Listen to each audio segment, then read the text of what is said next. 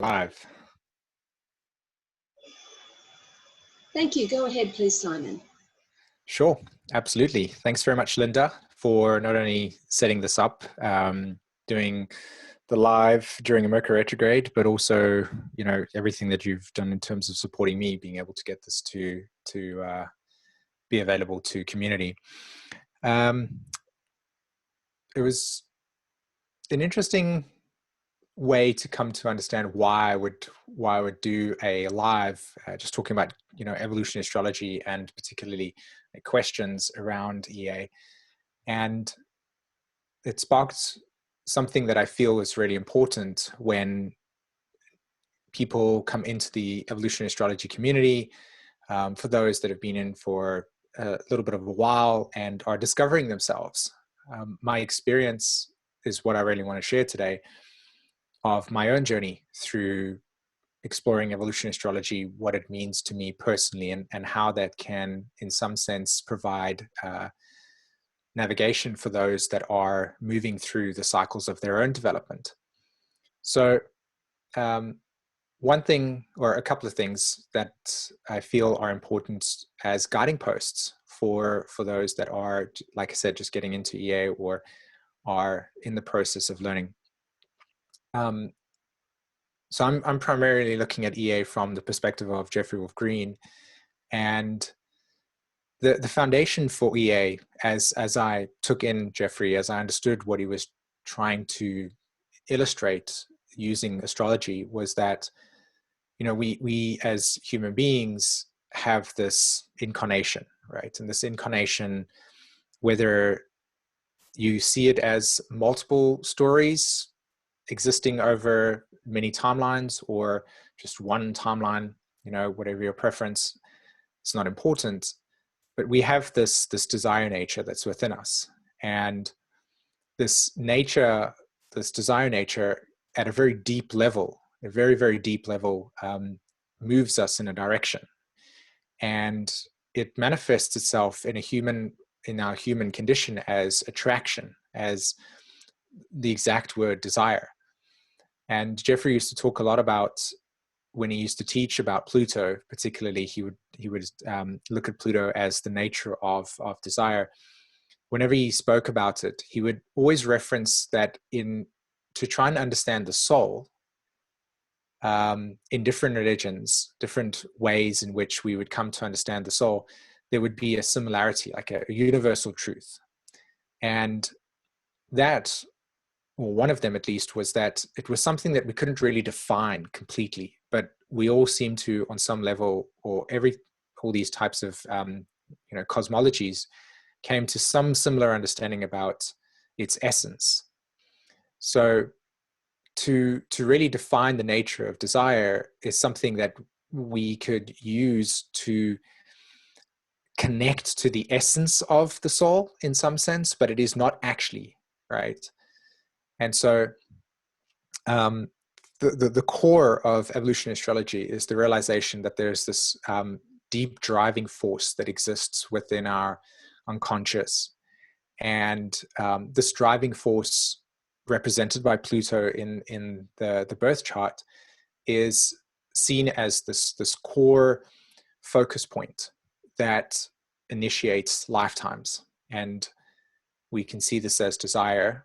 We can also see it as unconscious compulsions towards things that seem to be unresolved, that through attraction, we are psychologically interacting with in our lives. And as we interact with these experiences and complexes and themes, there is an evolutionary moment that we all encounter, which is where we have a deep inner reflection into the nature of what it is that we're desiring.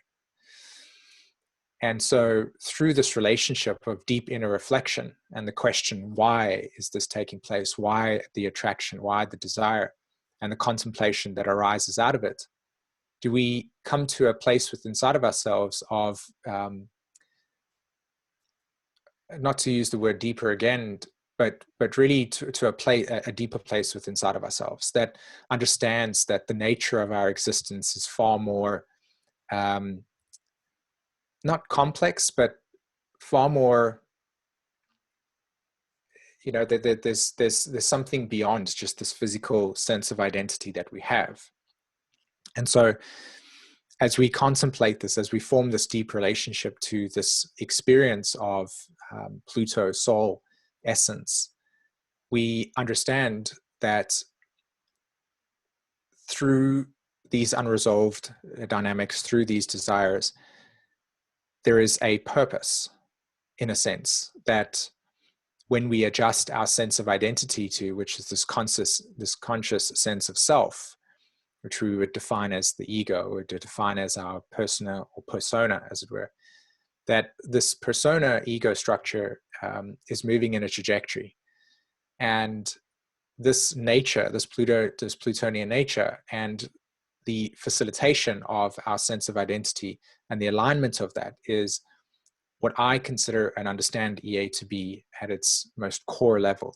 It's the question of, what are my lessons here? What brought me to this lifetime? What are my surroundings and social conditionings and environmental conditionings and parental conditionings and natural psychological orientation to life, showing me about these lessons, and asking the question why, and getting into a very deep contemplation about that.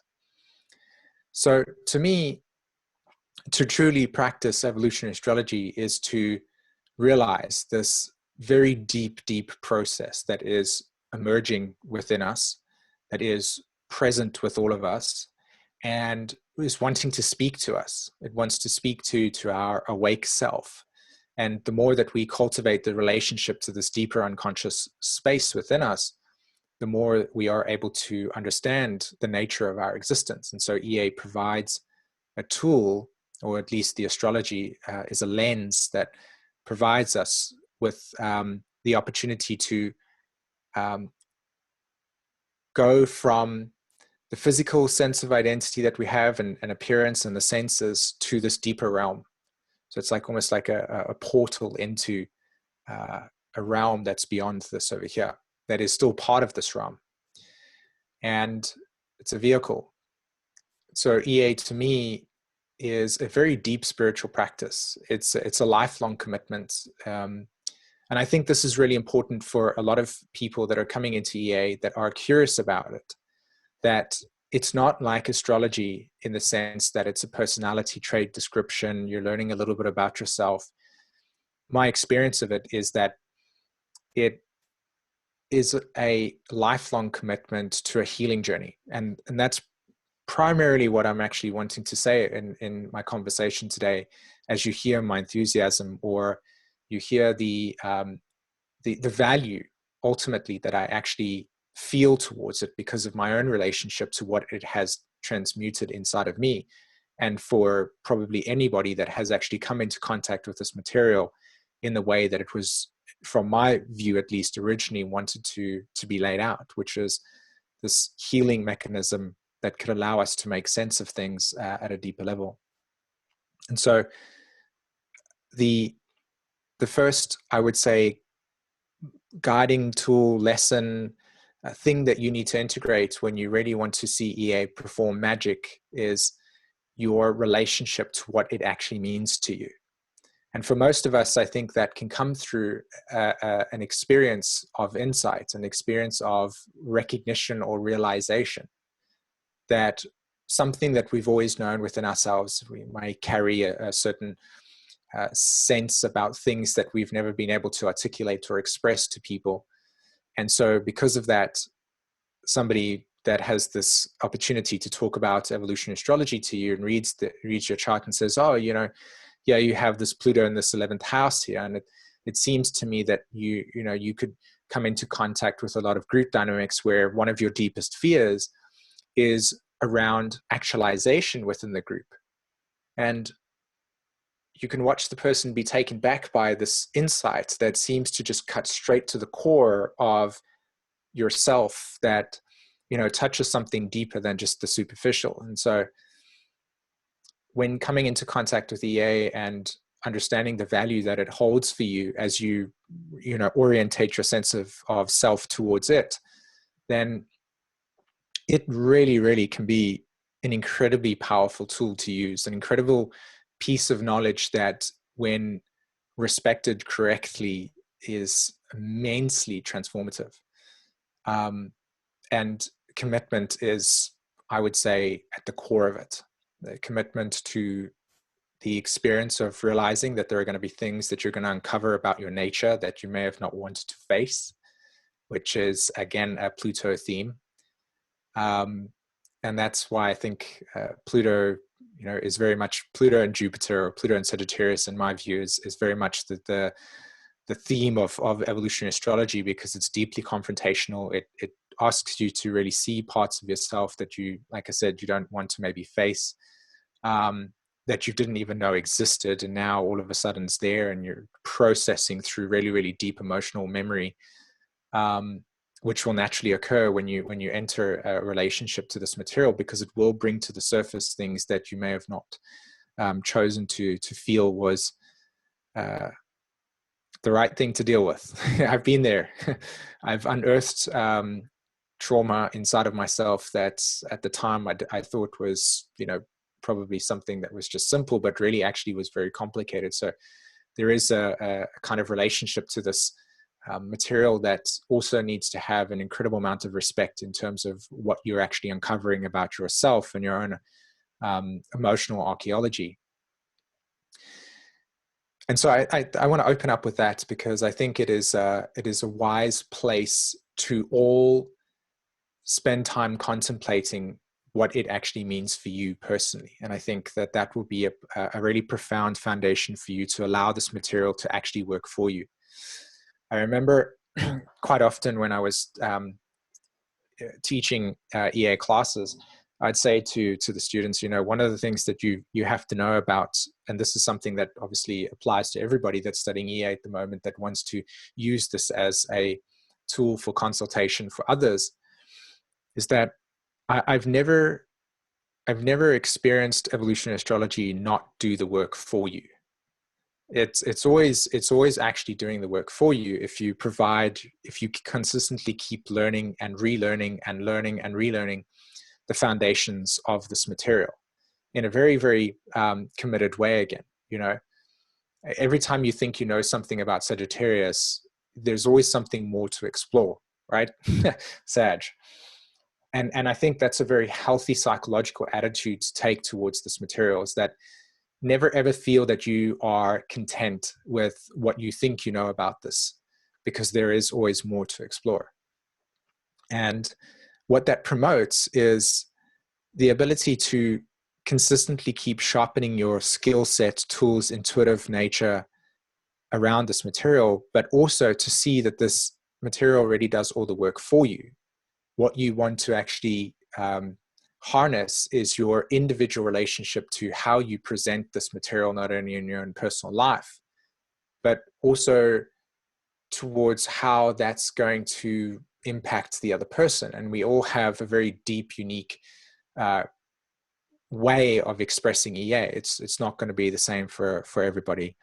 And I definitely saw that through my process of saying, we all have, as I said, a different way of expressing it. And so if you can, in your studies, as you progress through it, realize that your mind is always going to want you to be at a certain point and say, oh, I just wish I understood it this way. And you'll feel that frustration. You'll feel so many times coming into a place and saying, oh, I just wish I could learn it like the person that inspired me to learn it, when I first came into contact with EA. And that can be very defeating, in the sense that it provides you with this relationship to never feeling like you could actually be good at it. And that space, that stuckness that I'm sure most of you have experienced at least one point in your practice, you need to realize that the way that you diffuse that, or the way that you apply the antidote to that psychological state, is to actually let go of any expectations around what you think you should be, or where you are in relationship to another person, or regarding your studies. This is to me, it's like this amazing relationship between creating art and being highly imaginative in ascending into a state of being that connects to realms of realities that are beyond what the senses can fully grasp. And so it becomes a very guided experience of inner exploration. And the responsibility that comes along with the depth that this material can offer us, as it sits there and says, oh, this is really interesting. You know, as when you watch the astrology school, the DVD course that Jeffrey first taught, you would watch him. If you watch it 100 times like I have, you'll see that he'll consistently keep reminding people when they try to understand a symbolism in their chart, that there is a very simplistic way of making sense of what Jupiter in a balsamic phase to Venus means. Because again, coming back to the theme of what I'm sharing here, is that the work and the material already does all of the work for you. You've got to intuit what the sense, what this is representing, you know, as an example. And I think that what my experience is, and I don't know, I don't know what this might be for other astrologers who counsel and teach and speak to students.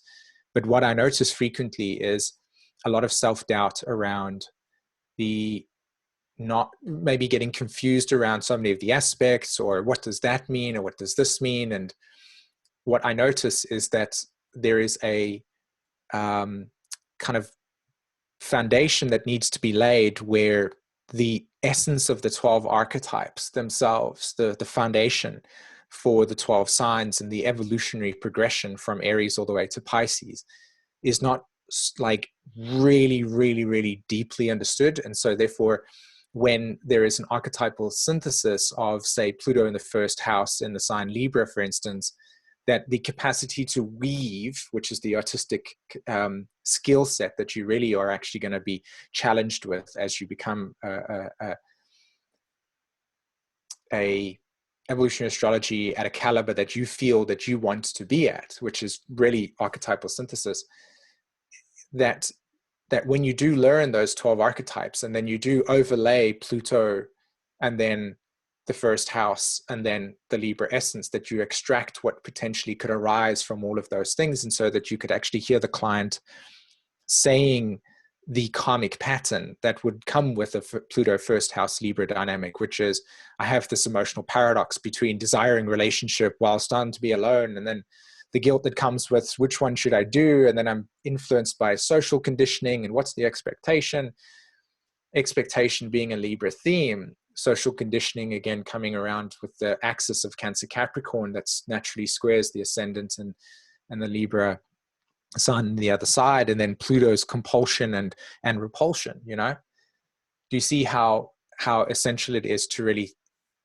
understand the 12 archetypes and then let the symbolism and the archetypes speak the language? And then what you do, that your real gift, is the ability to articulate and craft a message that speaks to the soul.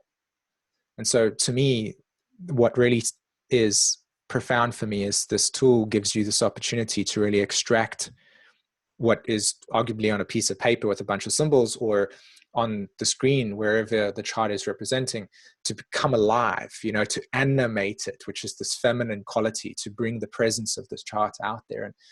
And that's your gift in that sense. So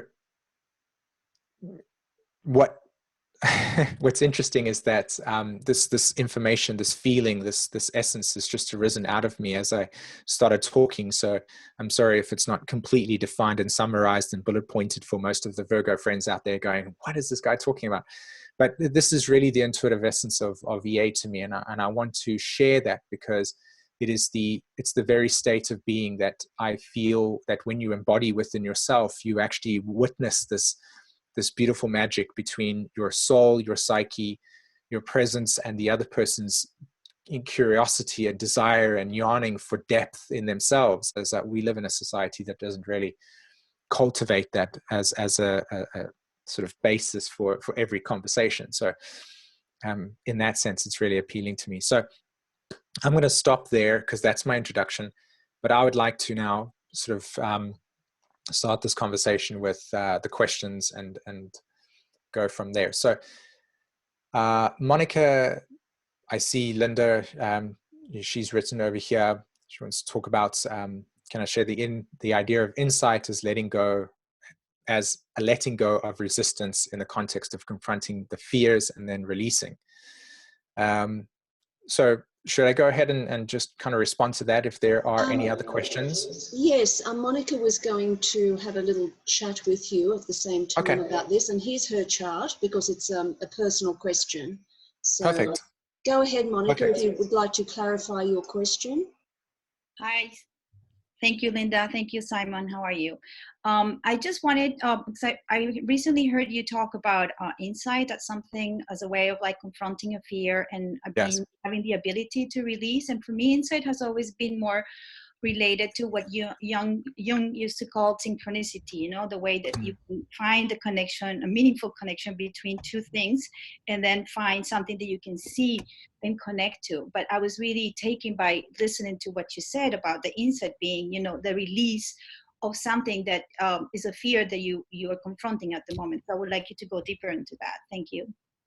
Sure, absolutely. And I mean, your chart really provides us with a clear indication of why that question would be something appealing to you, considering the fact that if we look at the top of this chart over here, you can see the moon Neptune there in Scorpio.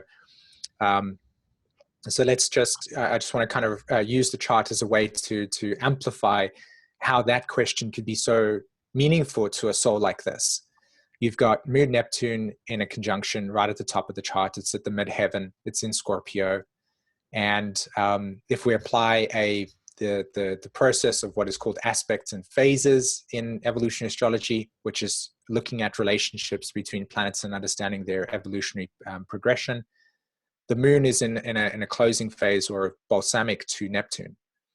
So to me, intuitively, when I see that symbolism there, I see somebody's self-identity, their familiarity, their sense of who they are and how they represent themselves to the world and how they're being conditioned in terms of, you know, what is familiar to them and what are their traditions, moon, and this very deep spiritual impulse from Neptune that says dissolve all boundaries. Neptune is the archetype that dissolves and decays the boundaries where spirit once held its meaning, and then it re-inspires, it provides us with whispers of eternity, which is Jeffrey Wolf Green's book, in which we are called into service of life beyond what our senses can actually define. It's transcendent impulse. So to me, this soul immediately comes into this lifetime seeking a deep fusion conjunction between Neptune and moon as a process of blending their self-image in with something that is of a transcendent nature. And so the nature of insight as letting go of resistance in the context of confronting fears and releasing is, yes, Jung really did talk about synchronicities, and that's a Uranian theme along with Jupiter. Evolutionary astrology sees synchronicities as a Uranian, a Jupiterian process.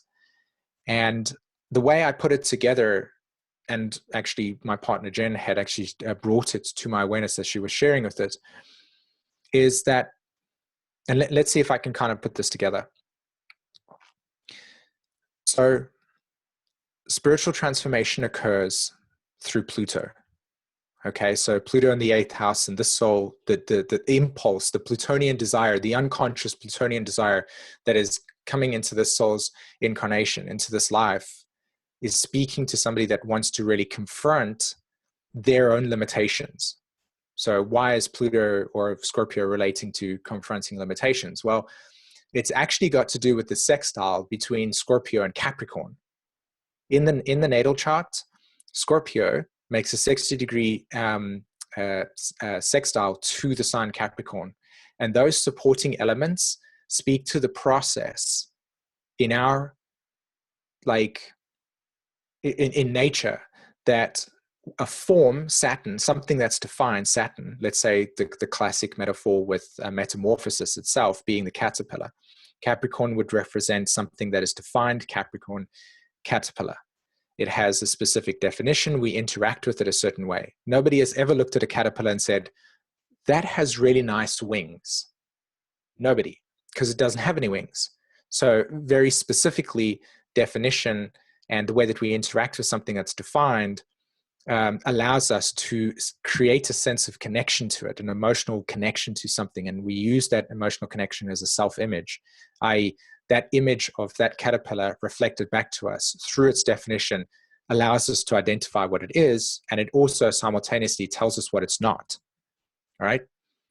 So the identification of something in its form holds a specific resonance, and that's Capricorn in itself, the shell, as it were. Our body's the same thing.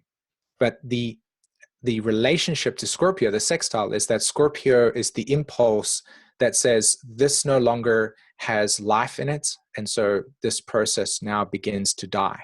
It reached its end cycle. So Pluto would relate to karma, because it's reaching this cycle of culmination. So that's its end. And so simultaneously, Scorpio in opposition to Taurus representing the nature of the physical substance. As Scorpio says, this ends, it dies, and something regenerates from that process. Something new gets grown. So when the caterpillar begins to go into its decaying process, which is a Neptunian theme, the essence of its spirit leaves that, right? And that's when we die, the essence of our spirit leaves us. And the form is left behind, but over time the form decays, right? Because death has occurred, Scorpio. So the caterpillar moves into a goo, and then from that goo, it is now returned to its origin, to its original source. And then from that original source, through genetic process, a Virgo theme, it begins to then, its DNA starts to produce itself and reform it and reshape itself into a butterfly, which now has wings, right? But we're never going to look at a butterfly and say, that's an amazing long-legged worm. It doesn't make sense because we don't identify it like that. So this process of metamorphosis, this process of insight, it has a very, very profound connection to spiritual metamorphosis, because when we are interacting with something, Saturn will reflect what we are emotionally and psychologically able to comprehend about that moment at that time. Outside of what we understand in terms of Neptune, Uranus, and Pluto, which are classified as transpersonal planets, right? Outside of that realm, we can't access that from the space of our physical senses, right? It's not possible. So we can't define it that. That's why spirit and science can be very like a difficult issue, because we can't merge. Science is always looking at the actual material world, and spirituality is looking for the metaphysical, and they're both there, but that bridge needs to be built together. So insight is that moment where we realize that the illusion, Neptune, the veil that we place on or over something, whatever that might be, we hold a specific truth about something. Let's say we have a trauma. Most likely it's going to be a trauma, or most likely it's an abandonment. Let's take a classic example of somebody that had a negative experience in a relationship. And so in order to prevent themselves from experiencing the emotional pain, Pluto, of that betrayal, loss, they will then manifest a truth, a perspective, a definition, a boundary, Saturn, Jupiter, that will be put in place, that they will reinforce consistently in their life, that will sound like, I'm not going to be in a relationship with Scorpios again.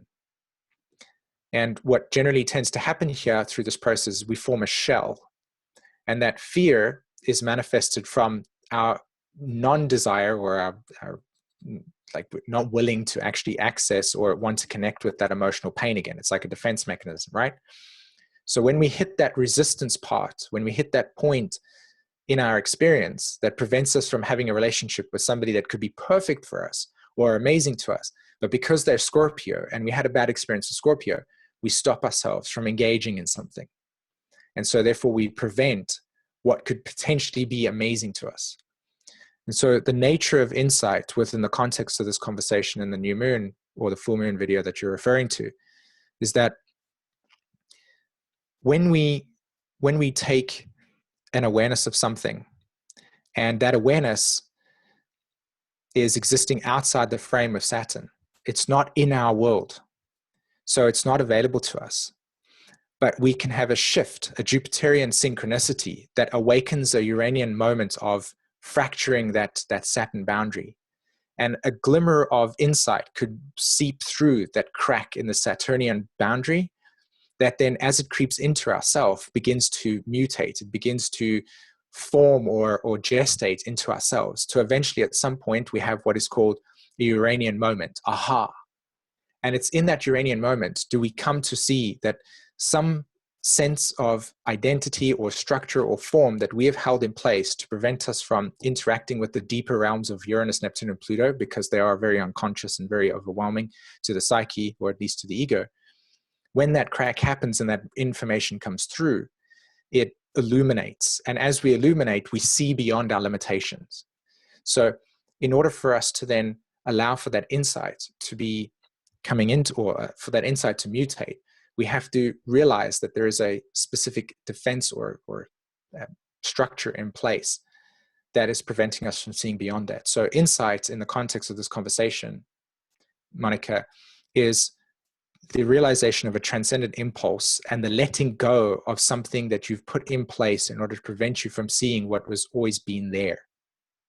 So I hope that that makes sense in some way, and just to kind of hold space for other responses.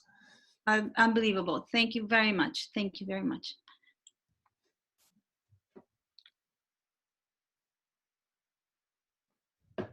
Okay, we have a few more questions coming.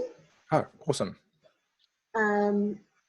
Right, so I've got a question here. It's about it's really hard to say this word, hierarchical astrology. Sure. Now, the crazy idea that Pisces is better than Aries, or that a waning aspect is more evolved than a waxing aspect, and that some people are coming from this perspective, and I don't think that's really accurate. That's not what Jeff Green teaches. Can you please share how to view astrology from a non-hierarchical view where all the symbols are equal? Could Absolutely. you please talk on that, Sïmონ? Thank you. Mm-hmm. I love that question, because what it does actually, and I want to use this question as a way to kind of smuggle in a personal truth that I think is universally felt, but maybe we don't say it often enough. And that is that astrology itself, Jeff talked about it, the symbols on the chart don't do anything. They're not animated. We are animated. We are the ones that are bringing our awareness and consciousness and psyche to the chart. So the depth that we have within our charts is relevant to what we have ultimately psychologically and emotionally defined within ourselves. And that's why it comes back to the original thing of saying that it's really important to keep the practice of this material as a spiritual practice, as a lifelong journey, and as a consistent process of uncovering and getting into deeper and deeper and deeper layers of what the chart represents, because it's not simple, and it's not just, oh, Saturn in the 10th house means this. It's like that Saturn in the 10th house represents a portal to understanding the entire layering of your ancestral karma and what you have inherited and how your family dynamics played out and how that was conditioned. And so there's so much depth to it, and the layers and the archetypes are multi-layered. So coming into this question with this realization that what we perceive astrology to be is a reflection of our own inner state, well, it's clear to me that hierarchical astrology would manifest due to the nature of where we as a human race have been for the last, I don't know, let's just say like 200 or like 400, 500, 600 years, right?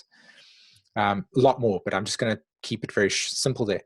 And look at our world that we live in today. It's defined. The substructure of our reality and our societies are defined by hierarchical nature, and we are hierarchical in and of itself. So our relationship to astrology is going to be constructed based on this perception. And so it's about preference, I think. You know, we prefer to have, I've come across so many clients that have wanted or preferred that and said, oh, I don't want that over there, I want this over here. And so, you know, you can see that, and it's true. You know, I think it's a preference that we want. We don't want the negative side, we want the positive side. So we view it through this lens.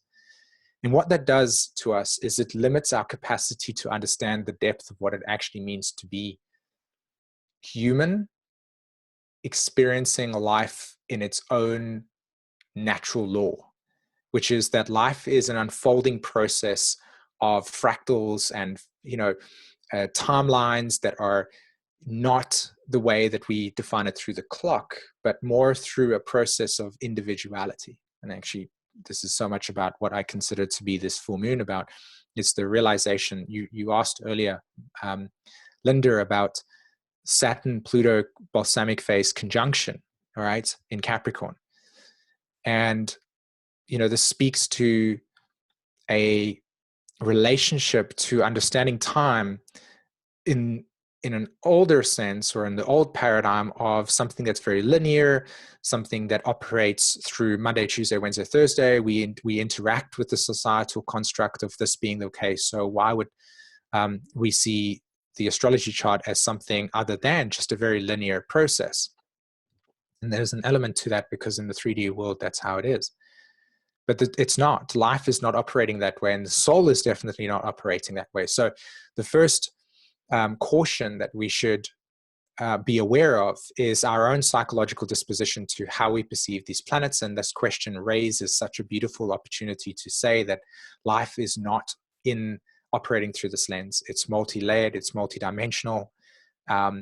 Where you are today is not where you're going to be in say 3 months' time, because you may have Pluto transiting your first house now instead of your 12th house, as an example. You might have an upcoming Neptune transit. So the signs themselves cannot be in a hierarchical place because they represent functions of evolutionary progression. So somebody that has a tremendous, and I say this, like to me, I view this way, and I'm open to my own perception having its own blind spot and bias. But if you've got a lot of planets in your 12th house, you know, it suggests to me from an evolutionary perspective that this is a soul that seeks culmination in this lifetime, that seeks an experience that is pointing to learning the lessons of what it means to come into universal, like, understanding about life, that things flow in their own timing. So a lot of 12th house stuff will suggest that this is a theme. This is an archetypal theme that is here for you to witness and experience. And when you embrace the chart from a place that everything that is constructed and everything that is molded in a way that where you've got a ton of Aries energy. And so, yes, mechanically, you might be somebody that will fall into some of the shadow elements of Aries, being very impulsive and, you know, that way. But you can also see it as an opportunity to access the potential in Aries, which is something in your soul obviously wanted you to have a tremendous amount of Aries to initiate something. And so the layering of the different aspects in the chart have functions in them that speak to a deeper cycle that is beyond your senses comprehension and your psychological disposition to what you like and what you don't like. And that's where I think EA can be very confrontational, is that it asks you to eliminate these very ego perceptions of what you preference versus what's actually there. And I think that's why this material can be very difficult for people to deal with straight up, because there's a need to really soften the ego's wanting for control and to surrender into a process of allowing the soul to speak. And so in that sense, these structures never really allow the soul to speak. And so these symbols hold specific roles that when you see them as a painting that is trying to be put together for your view, that each aspect of this painting, aspects of the mixture of the different aspects, are not in any way better or worse, but just simply adding to the context of your own cosmic blueprint. So I'll end with that and just hope that maybe that sort of like represented some vague understanding of your question, Linda. Oh, that was excellent, Sïmõn. Thank you so much. Um, I do have a question coming in from Facebook Live, and I'm just going to put Sure. her chart up. Now, we're just waiting for her to type in her question. Okay. So in the meantime, does anyone else have a question?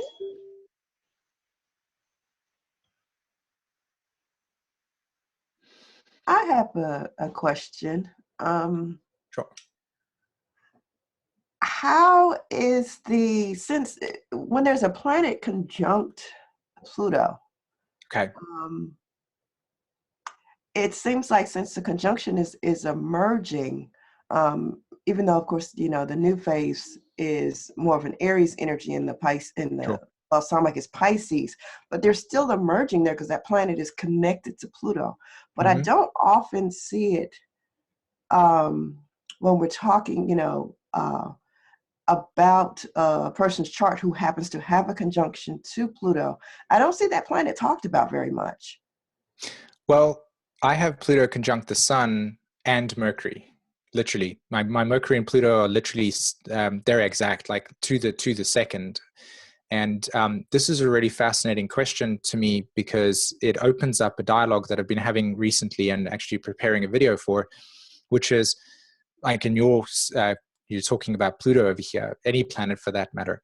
But yes, there is a complete blending, and it's very difficult to actually subtly sense the separation between Pluto and say in my case Mercury, for instance.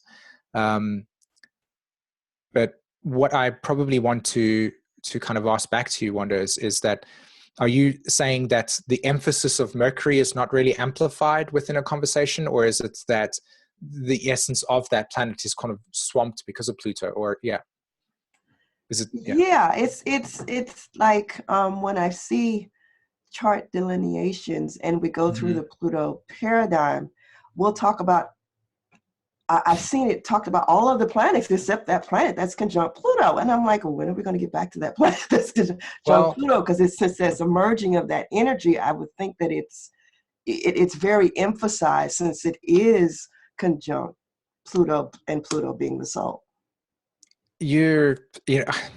I don't know. Maybe I'm just somebody that I have an Aquarius rising, so and Mars is squaring my Uranus as well, so, and Venus, to be honest. So there's a part of me that probably wants to be a little bit heretical in the way that I express things, but I don't know. I don't think that my experience of interacting with evolutionary astrology and seeing it through its lens, yes, fair enough. Every single lens is always going to stop other cosmologies or perspectives from infiltrating it, that whatever it is. But to me, EA, you've got to look at it through the lens that this is a cyclic nature of the soul. The nature of the Pluto paradigm is specifically set up to measure the nature of the soul's progression over time and to access the depth that is existing in there. And to me, I'm sure Jeffrey has said this many times, once you've actually connected with the essence of what is resonating in the person, you don't need the astrology anymore, because it's provided it's done its job, which is, oh, you've got Mercury conjunct Pluto in a new phase relationship. Well, let's look in the rest of the chart to see if there's repeating themes, how fast can you read a chart and get the core message out of it by just looking at repeating themes? It's nuts. It's insane. So in my case, I've got my North Node in the 5th house in Gemini, and my moon's there as well. And the moon trines Pluto, right? And Mercury and the sun. The sun conjunct Pluto, conjunct Mercury, all right? And then I've got moon in the 5th house in Gemini, and the ruler of my moon is Mercury, convert back to Pluto. And it's like, well, this seems to be a very clear indication that this is a soul that obviously wants to say something and mutate and metamorphosize the nature of its communication, language, and definition. And when you've come to that and you've gone like, okay, well, that's what it is. How does that show up in my own life? All of these other ways of trying to understand how things show up in the charts seem to not be relevant anymore, because the essence of what we're actually trying to use EA for is to connect with the being itself and to connect with the essence of the inner process, which is not mental. And so I can see that, things like delineations and stuff like that are powerful, and I see the purpose in them, the value in them. To me, I don't know. Maybe it's because I'm biased towards looking at the chart from a very sort of self-inquiry place, and that's the Pluto Mercury Sun coming out. It's like, well, let's just look at the soul in that sense, and there you can see it very clearly. But I agree that it has a very strong resonance and emphasis there, and I think it should be absolutely taken into consideration and given its weight in every sense. It's beyond valuable, and yeah.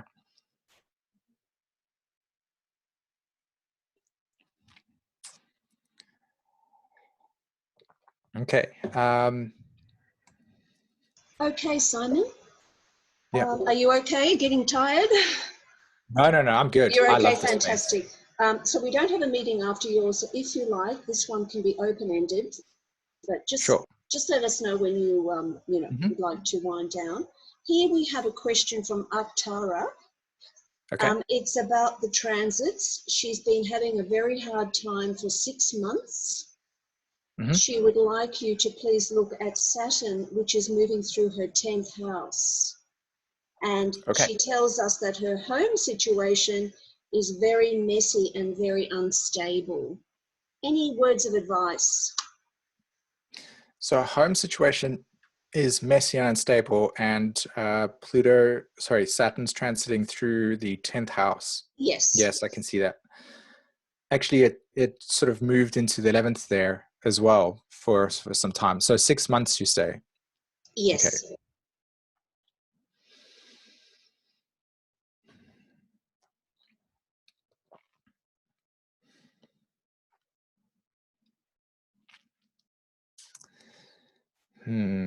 Okay, well, the first thing that speaks to me straight away is Saturn squaring your Chiron in the first house, Aries, which would immediately bring up to the surface emotional memory. And so I want to use the word wounding, but to be more specific, I would say that you're probably a lot more sensitive to experiences within your home life. So my question to you would be, do you find expressing healthy boundaries within the home something that is bringing up a lot of emotional material to the surface around abandonment, betrayal, and loss? And so why I would extract that would be because Pluto is natally in the 7th house. And so this is a soul with Virgo there as well, and Uranus. Because when I'm looking at the transit, I'm seeing Saturn squaring your natal Uranus. I'm seeing Saturn also squaring natal Chiron in there, which is a T-square. And anyone that's interacting with the Chiron-Uranus opposition is going to be dealing with some really, really major unprocessed emotional conflict. And then, of course, what's naturally occurring to the surface is all that stuff in the 4th house, right? So you've got Sun in the 4th, which is the home life. It's the emotional memory of what mom carried and how she sort of represented emotional nourishment and asserted her boundaries within her home, how that was defined for you. And then I would even speak to, again, the Mercury that's also, again, naturally squaring your Uranus as well as your Chiron. So there seems to be a lot around communication around your feelings and emotions where there have been some really profound violations of trust, specifically around where you may have not felt like this was a boundary that was crossed and you didn't know how to put that boundary in place, or nobody showed you what healthy boundaries were. There was probably a lot of emotional enmeshment. And I think these themes are coming to the surface very strongly for you right now, in which the messiness of that water energy is speaking to somebody that is trying to develop deep emotional security. Sun, Cancer, 4th house there, and the Moon, the Mercury conjunction, right, in a new phase like Wanda was talking about over here. You've got this Mercury new phase conjunction, suggests that you're trying to explore new ways of communicating your emotional reality in relation to sudden emotional shocks that will come through relationships that will probably be promoted by the Saturn transiting your 10th house, which brings all of these, this T-square into reality for you.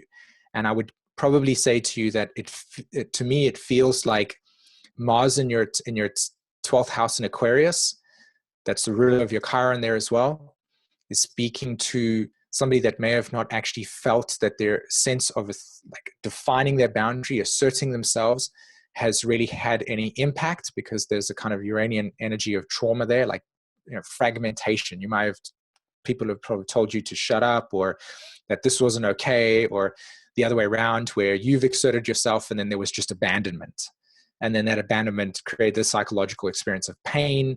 And so trying to be able to assert yourself may have actually resulted in a psychological state of, well, I don't like feeling that way, so let's kind of keep everything happy. And maybe there's even a people-pleasing theme that could potentially arise out of that. I don't know. Is that something that resonates with you? She's actually not in the meeting, but yeah. But she's listening. She's listening. Okay. Okay. Fantastic. Well, these are themes that show up for me within this chart. Now, I would say that the Saturn in the 3rd house natally, right, in Gemini, which is Saturn ruled by Mercury, which is in your 4th house. Saturn, well, your Mercury, your sun sign is ruled by, well, let me put it to you this way. Your South Node is in the 5th house Leo. So somewhere along the lines, there was some sense of validation. It's like a necessity for validation. It's a necessity for recognition, and that need for approval in some sense. Now, I'm just trying to look if there's actually squares to the nodes over here that could suggest any impact. No, I can't see any. Maybe Mars on the North Node. But I would say that with your Uranus in the 7th in opposition to your Chiron in the 1st, and this being in a 7th 1st house axis, relationships, assertiveness, how do I draw boundaries? How do I allow myself to be okay saying no, and knowing that the other person's emotional material that they may actually present to you that comes to the surface is not something that you need to carry. So I would say that this symbolism, this chart, intuitively, as I feel into what this potentially could be for you, is that you're being called into a very intense soul healing process of learning how important it is that your personal space and your personal emotional reality is equally as important as the other. And that it's okay to allow yourself space to process deep feelings that are rising to the surface, and to, in every sense of the word, like I really mean this from the bottom of my heart, in the most loving space possible. The moon in the 6th house Virgo, as it squares your Neptune and your Jupiter over there, and it squares your Saturn, you have to practice every single day that even though you have received probably a lot of messages of saying that you weren't good enough, that you were lazy, that you were emotionally incapable, or that you were immature, or that there was some form of internalized judgment that has essentially created this persecuting type of image that doesn't want you to feel like it's okay to be who you are, to literally begin to break very slowly the patterns of psychological defeat that you've internalized through messages that have come through other people's opinions of yourself, and to allow yourself the time to heal from those emotional pains so that you can break free, Mars conjunct the North Node in Aquarius, break free from deeply entrenched psychological patterns of other people's projections that you've considered are about you, but are actually about their unresolved material. Okay? So that's what I would say to that over there. Fantastic. And I know that that's really intense, but yeah. Oh, it's wonderful. She said, yes, it is resonating. And thank you very much for that, SＩmონ. We do have now a question from Sue, and I'll just get her chart. And let's just have a break for like 10, 20 seconds, and I'll just get her chart, okay? Sure, absolutely. Okay.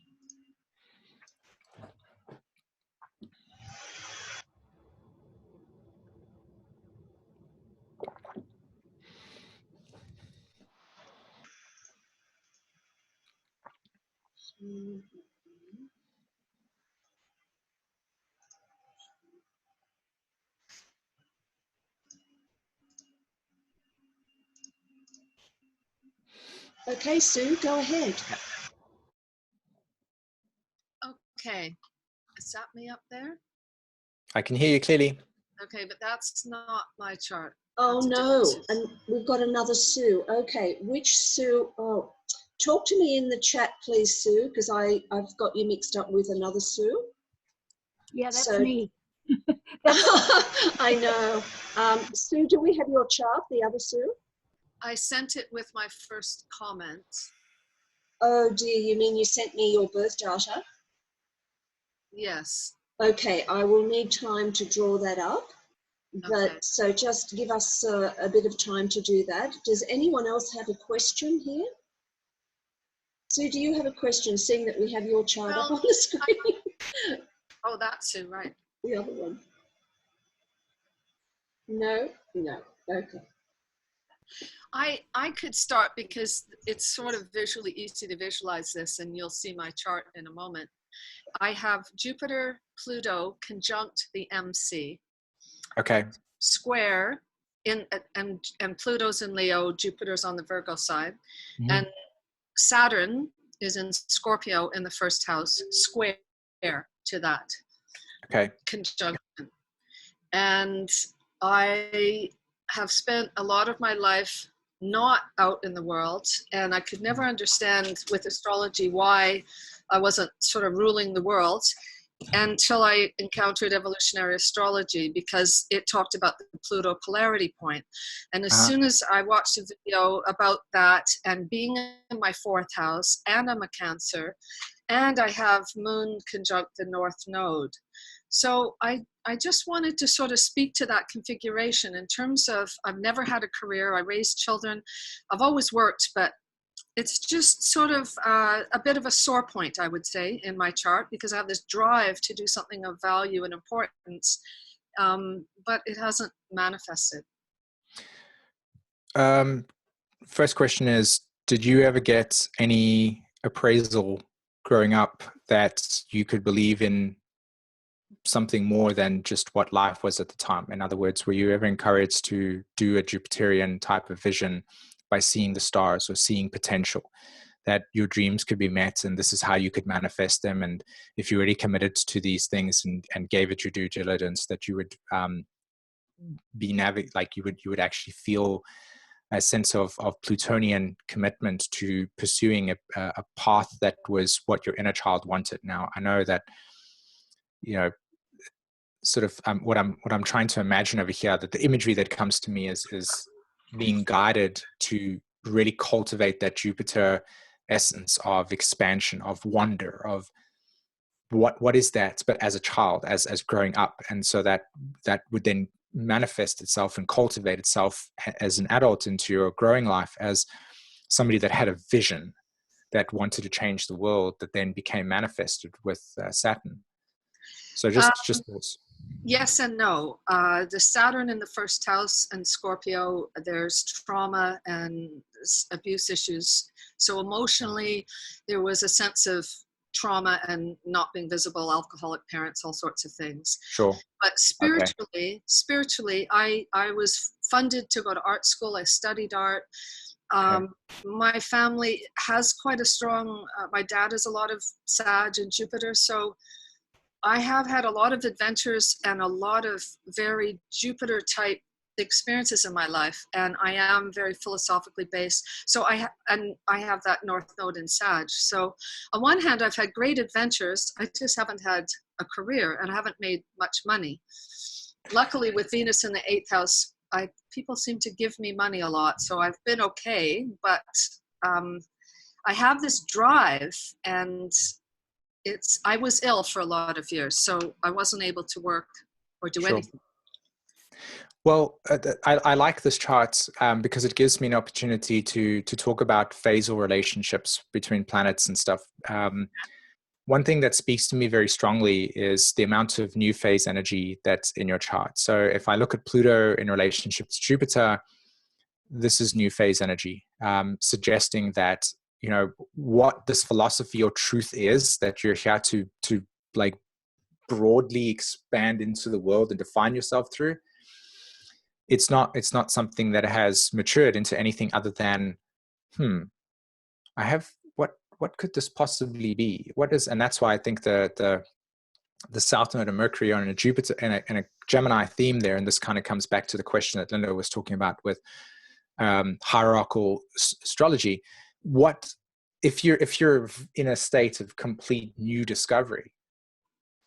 The thing that makes the most amount of sense in that state is curiosity, wonder, openness, a desire for expansion. Like those are themes that would naturally be supportive in a massive way towards going out and exploring.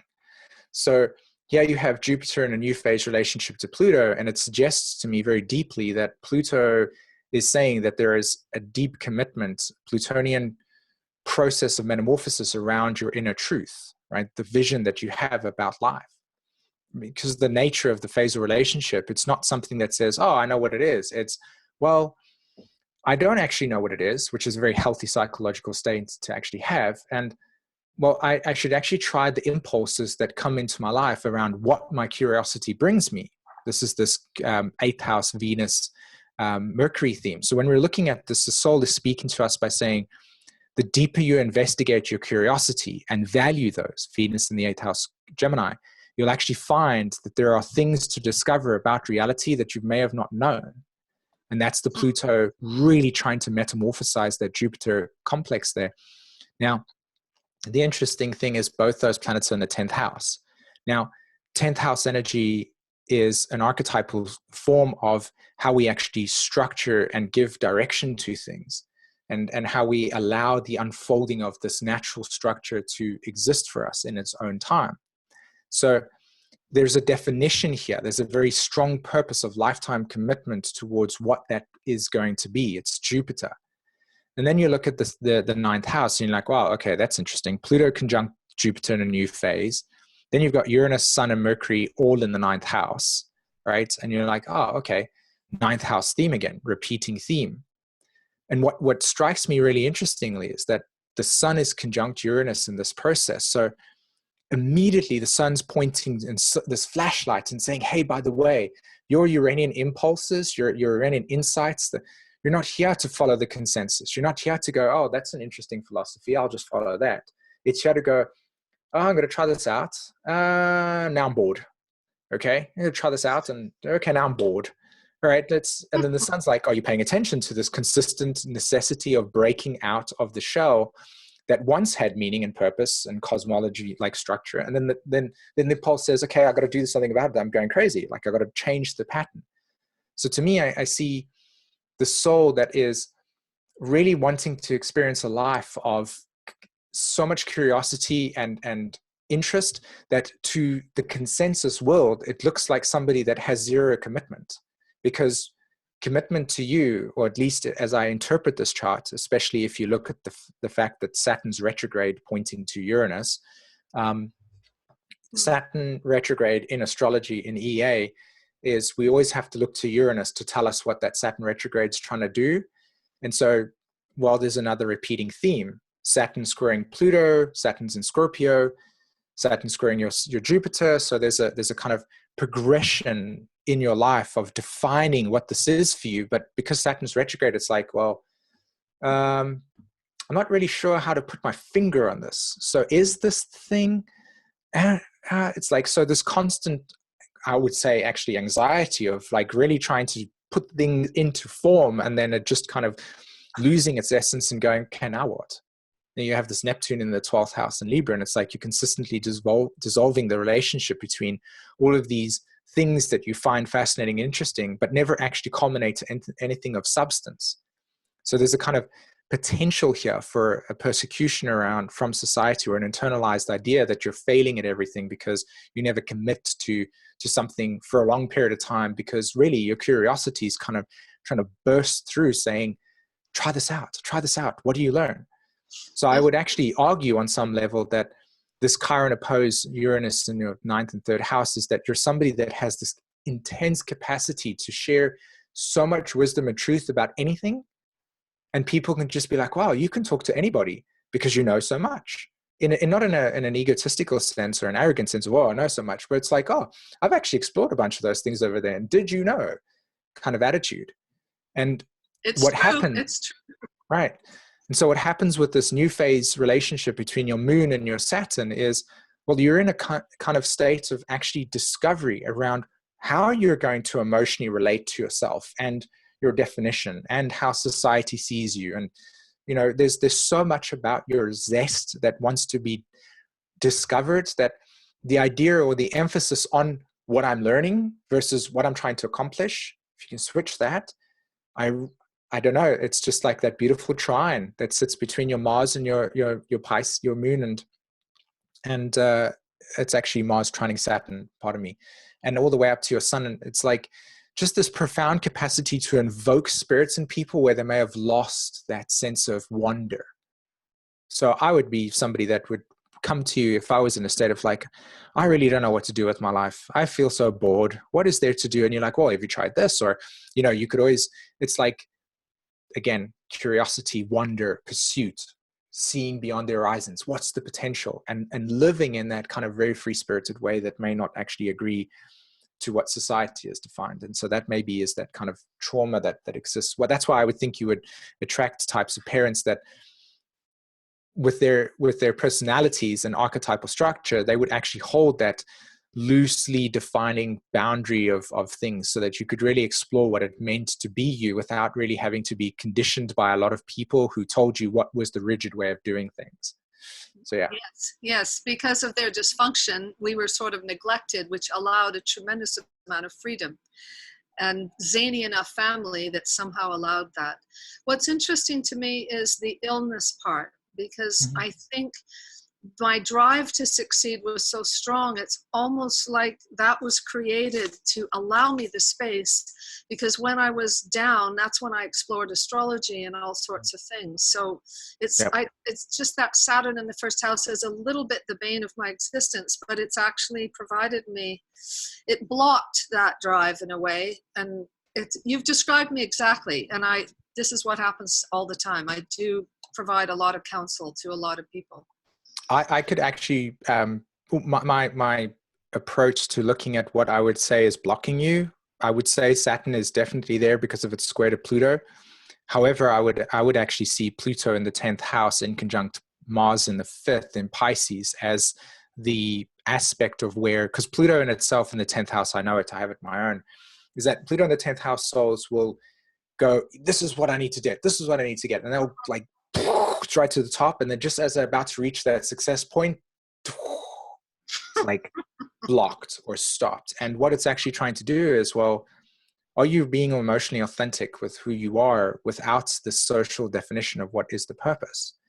And so that masculine drive that has permeated our society for such a long period of time has really brought us to a crucial point of realizing that illness and disease within us wants to bring us back to the feminine principles. And so there's a part of your destiny, I think, with Mars in the 5th house Pisces that keeps on triggering that Pluto to remind you that it's not about the end, which can be very challenging, but actually about what you discover about yourself in each moment that's deeply unique. And the uniqueness is the Saturn retrograde speaking to Uranus. It's a lot about that Sun conjunct Uranus dynamic there. And I would say that your electrical system is highly charged. You need to spend a lot of time not consistently being exposed to noises and stuff like that. Well, thank you. You know what? You've just absolutely confirmed and validated my whole life. So thank you so much. That's exactly what I'm doing, and I'm right on track. Yay. Cool. So I think I'll do one more, Linda. Yes, definitely. Just one more. Della, please go ahead. Okay, thanks, Linda. Thank you, SＩmონ. Yep. I was hoping you could speak to the correlation between EA and imposter syndrome. Okay. If it's like planetary combinations or aspects in particular. It's kind of a general question. Sure, absolutely. I would assign that to be Leo energy in a combination with Jupiter and Neptune.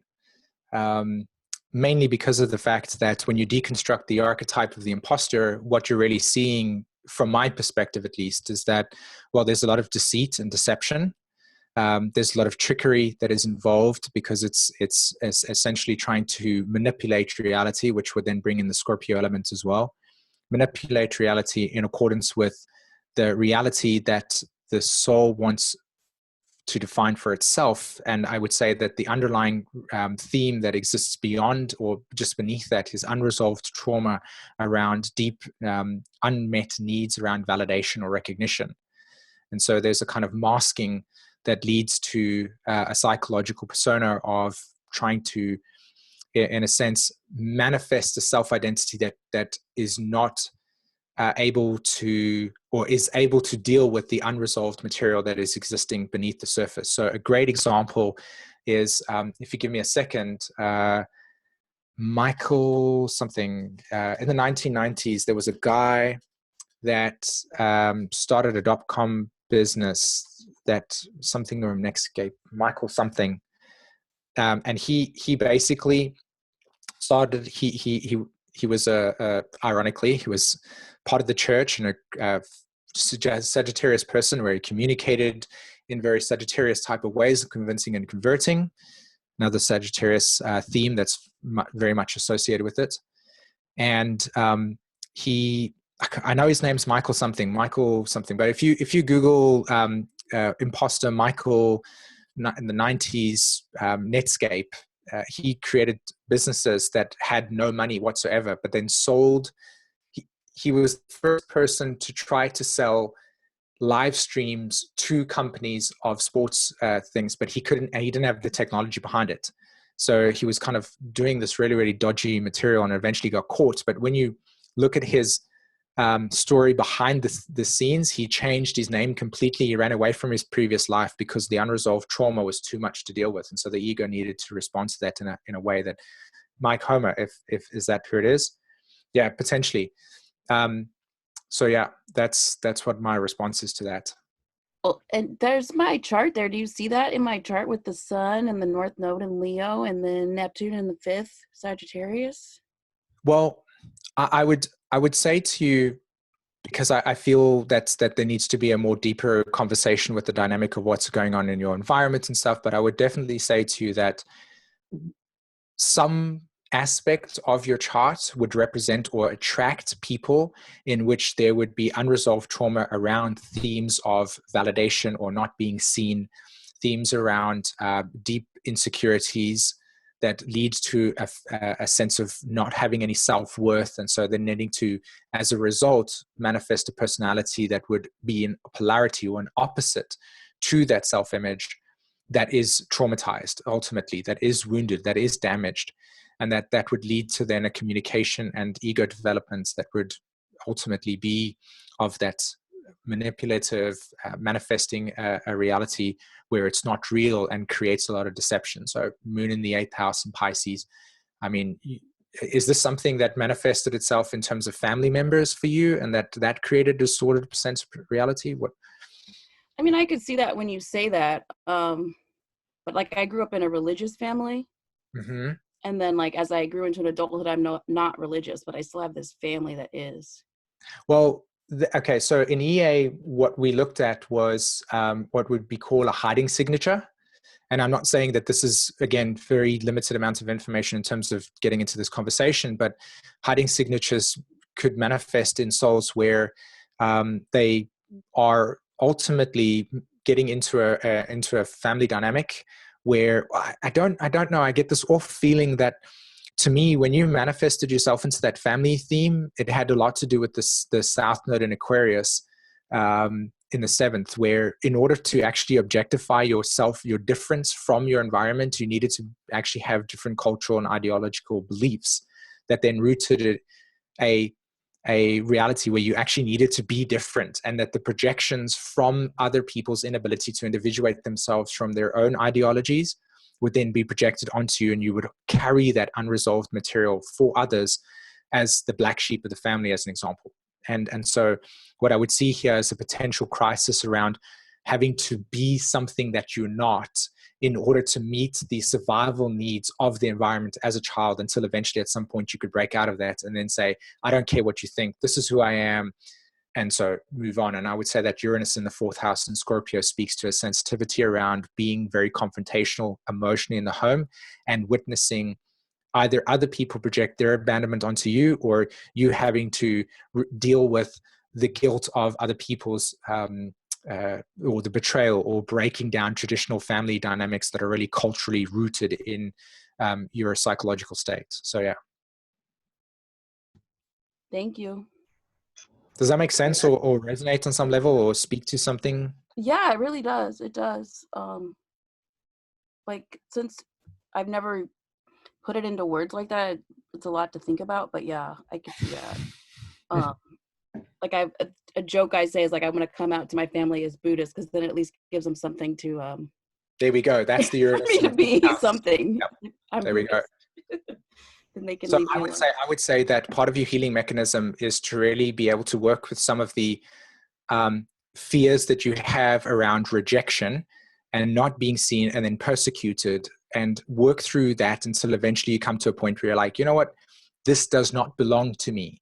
This is not mine. But I'm also suggesting to you that at the end of the day, I realize that it can be really difficult to have to leave a place that is familiar and caring and nurturing, and a community. So I would actually say find a community first that you resonate with, that accepts you for who you are, and then change the pattern, so that you can at least move to a place where you can go and have somebody say to you, you know, bravo for standing up for what you really believe, and that you can feel that warmth before you do it, and then are sort of stuck, you know, feeling that abandonment, betrayal, and not knowing how to process that emotion. Yeah. Thank you so much. Awesome. Okay, SＩmონ, that brings us to the end of your meeting. Thank you so much. You must be a bit tired now, but thank you so much for answering all of our questions. Yep, appreciate you all it. please thank SImон Vorster, everyone, and we'll catch you next time, SImон. Thank you so much. Take care, everybody. SImон. Awesome, SImон. Thank you. Welcome. Thank you. Great, as usual. Thanks, SImон.